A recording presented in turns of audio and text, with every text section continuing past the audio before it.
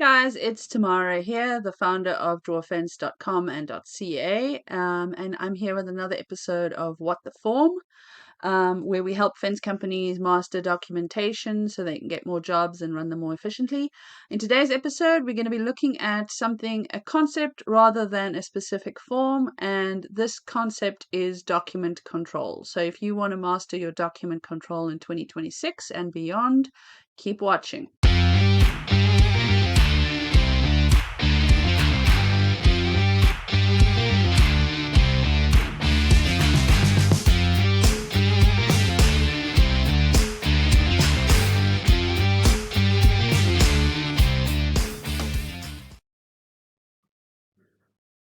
Right. So if you operate in the modern construction world, and when I say modern, as long as I've been in the construction industry, which is 25 plus years now, document control has always been a factor in everything. We just used to do it a little differently.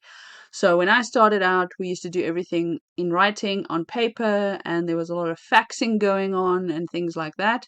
Fortunately, we've moved on a bit from that, and we've got digital forms and email and things like that now. But it's still very much a similar situation. We are just seeing a lot more sort of general contractors, project owners, project teams, and so on focus more on documentation, just because we've now got systems to manage them more effectively. So everybody's getting on board with that and improving their processes and so on. And of course, when everybody up the line from you increases and improves their processes, you need to do that as a sub trade yourself. So, fence companies are also being required and requested to do all of these things and get the documentation dialed in and so on.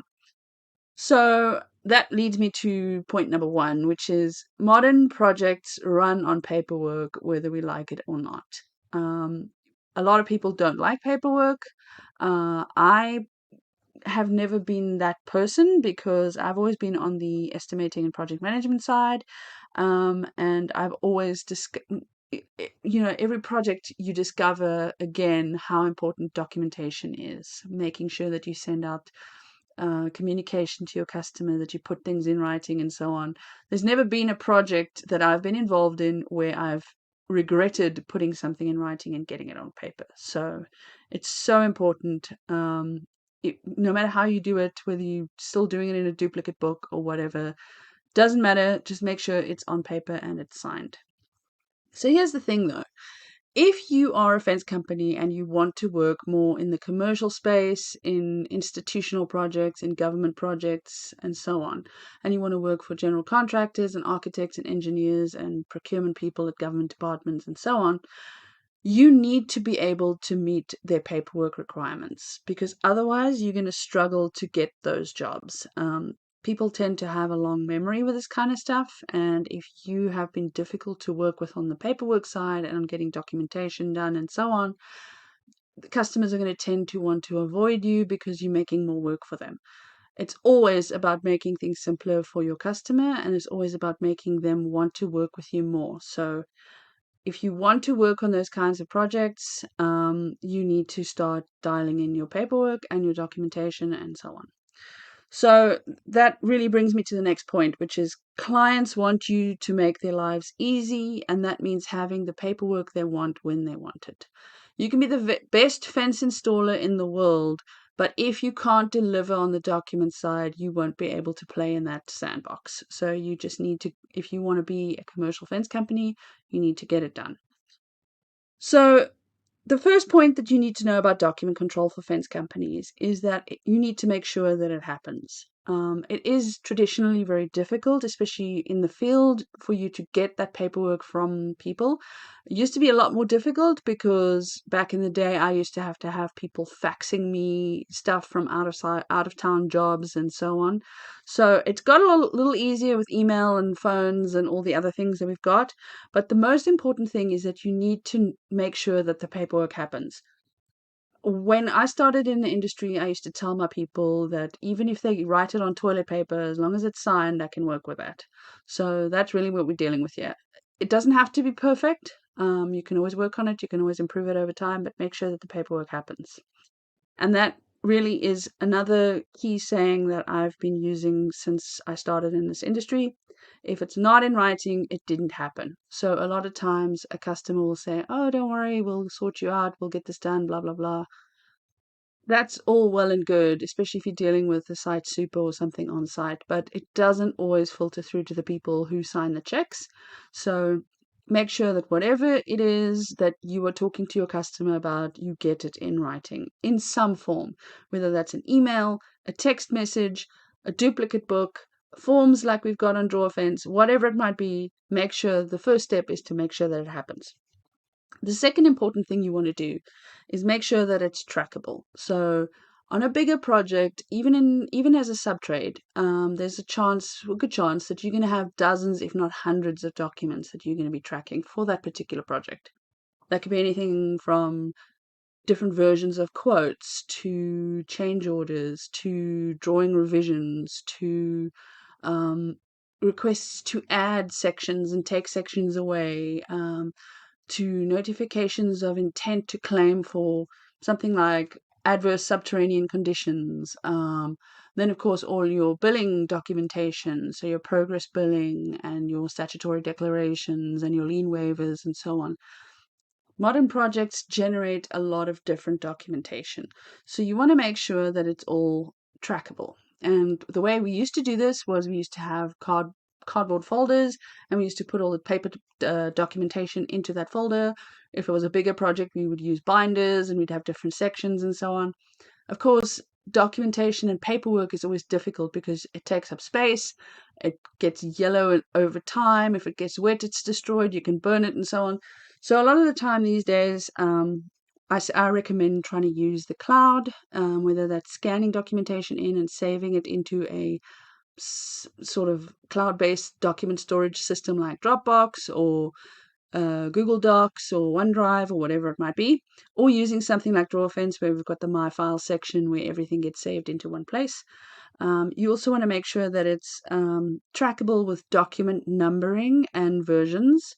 So versions would be different versions of your documents, as well as if there's a revision of a particular document that you've created. And that's why we've got revision numbers on all of our documentation on DrawFence as well, because sometimes you have document number 100, but it's version 2 of that document. So all of that comes into document control and versioning and so on, and that's another big part of the process. Of course, we make that as easy as possible on our platform because we don't want people to be wasting their time trying to figure out which number they need to use and where they need to put it in and how to save it and where to save it and all that stuff. So, but yeah, you want to make sure that you store everything in a place where you can find it when you need it, and that it's easy to find the correct document for what you're trying to do. So document numbers, version numbers, very important. Um, you want to be able to search those things as well. So make sure when you're naming digital files that you use names that are searchable and so on. And again, we've set it up so that each file has a project name, a client name, a document number, a revision number, and so on, so that when you're searching the My Files area, you can find a document that's related to a particular client and a particular project, and it's easy to go through everything. But however you plan to manage that, just make sure you do that in your setup as well. And again, because nobody likes paperwork, and it does take time and so on, that's why we've tried to make it so easy on DrawFence. And that's exactly what you should be aiming for in your own documentation, because the easier and the less friction you can make it for people who need to do the documentation, the better it is, the better the chance that they're actually going to get it done for you. And that's the most important thing. Again, first thing is make sure it gets done. So the next thing you want to remember is to include supporting information. Now, that could be things like photographs, layout sketches, secondary documentation, and so on. And again, that's why we've built things into our DrawFence forms where people can upload that directly into their form when they're submitting it. But if you're going to be doing it via email or whatever, make sure you attach those files. And then when you're saving those files to wherever you're going to save them, make sure you have the document number referenced and the client and project and so on, so that you can find those things again later. And I just wanted to say as well, Email is the worst way to manage documents. It gets the job done, but it's incredibly porous. You can lose things, you can delete things, it's not the best way to manage things, especially if you've got a lot of projects going on and you've got a lot of documentation that you need to do. Try and find a different method because email is not good. Um, so that's also why we built automatic submission into our forms. So when you do certain forms like safety forms and so on, they will send directly to the safety officer as well.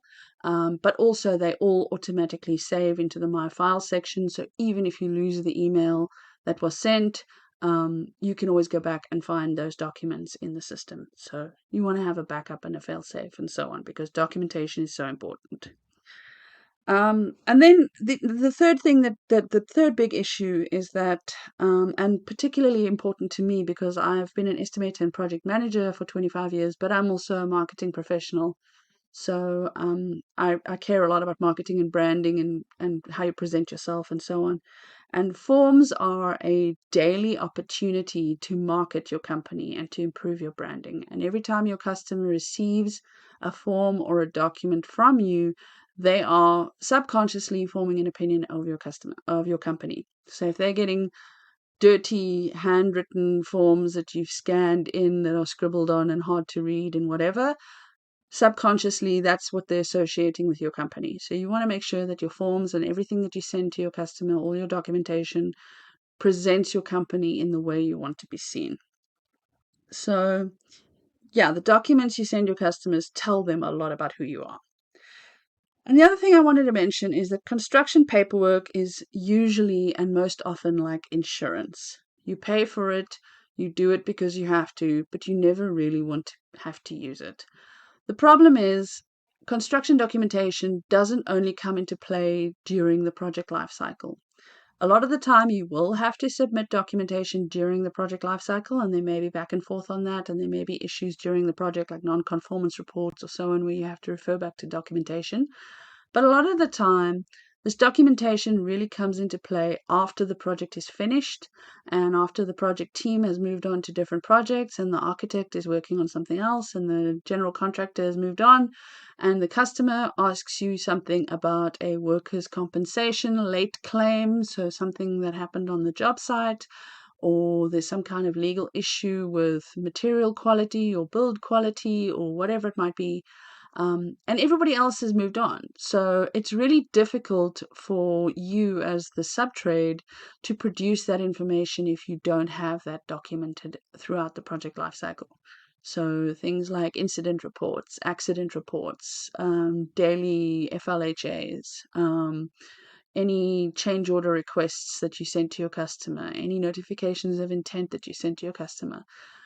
2, 3, 4 years after a project is finished, you might still be asked for those kinds of things. And sometimes that's a court case that you might have to be involved in. We actually, one of the first companies I worked for, we learned the hard way about painting and how important it is to document the paint process. Because when in South Africa, often we would buy galvanized material and then we would paint it according to a very specific process that was set out in the bid documents.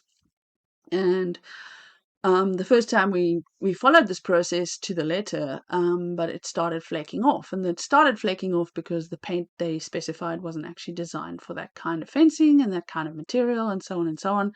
But because we didn't have documentation about everything, it got into a he said, she said situation with the client, and we ended up having to split the costs to do some repairs and stuff to the paint, which included pressure washing and repainting sections and stuff like that.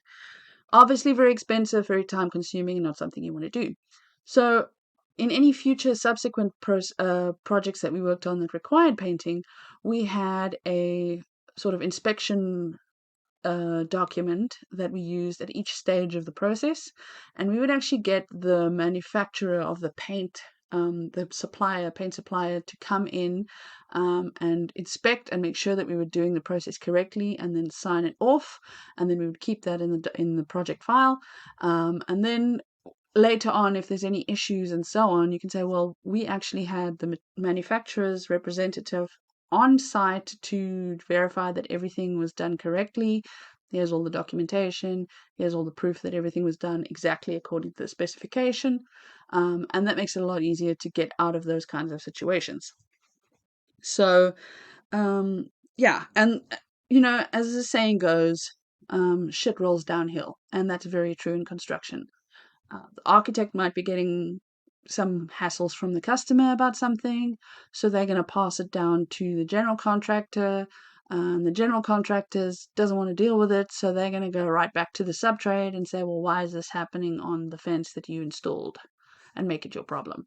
So by doing all those documentation and stuff along the way and making sure that you have all that documentation, that you can find it, that it's stored properly, that you're not going to lose it in a box somewhere in a warehouse or whatever it might be, you actually just make it easier for yourself in future to deal with those things.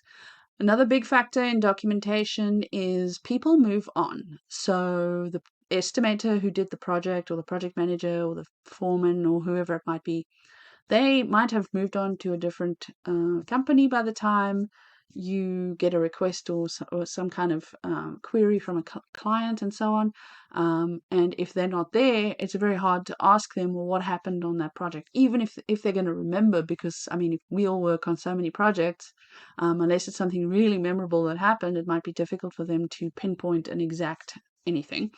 But the documentation never forgets. So whatever you're creating for your projects, as long as it's stored somewhere where you can access it and where you can trace the timeline and so on, and trace different issues and so on, that's going to make it a lot easier for any subsequent people who might come in at a later stage to deal with those kinds of queries, because you can't always contact the people who have left your company for whatever reason. And in that case, the documentation serves basically as the memory of the project. Anyway, I hope that explained a little bit more about what document control is, why it's so important, and why fence companies really should be making this a priority. None of us really love doing paperwork. I love the effect of paperwork. I love the power behind it, so that it gives you more leverage and more sort of a legal leg to stand on when people start asking questions. But I wouldn't say that I'm a huge fan of actually doing the paperwork. I just do it because I know how much easier it makes my life in future.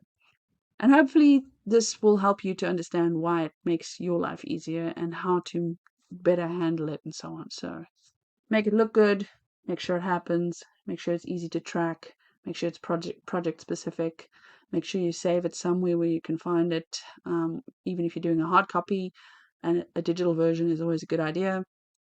Yeah, and that's about it for document control for fence companies. I'm not entirely sure what we're doing in the next episode of What the Form, but be sure to watch us, because it'll be something useful that you can use to improve how your fence company handles projects. I'm Tamara, and this has been another episode of What the Form.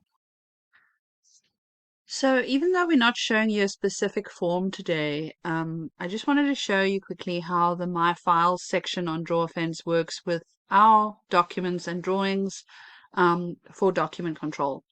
So you can set this up however you want to, but it's really important that when you're generating documents for construction projects, you track information and you make it searchable and you make it easy to find the documents that you need.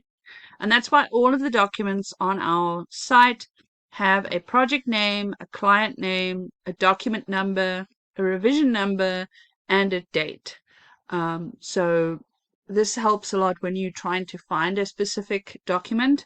So if I were to want to see, this is just my my demo account, so I've got a lot of nonsense in there. But if I wanted to find anything that was related to only test project, I could just look up the project name over there.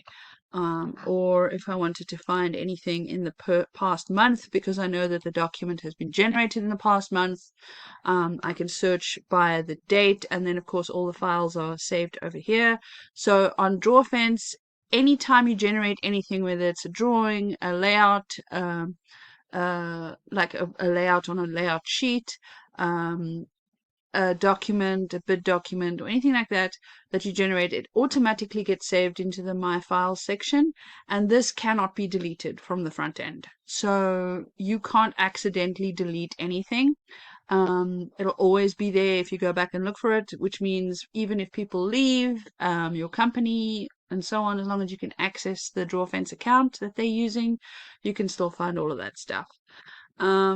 The other thing that's useful over here is you'll see these prefixes. So a lot of our documents, like WARR is the prefix for warranties. So if you're looking for warranties, you can just type in that prefix, and it'll automatically bring up the warranties that are saved in there.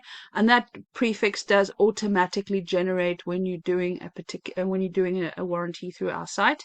So all kinds of forms have different prefixes, so it makes it really easy to find the correct document that you're looking for if you have a lot of documents saved. No, you don't have to use DrawFence to manage your documents and stuff like that.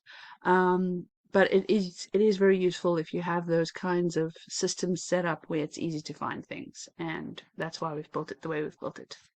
Anyway, thanks for listening. Bye.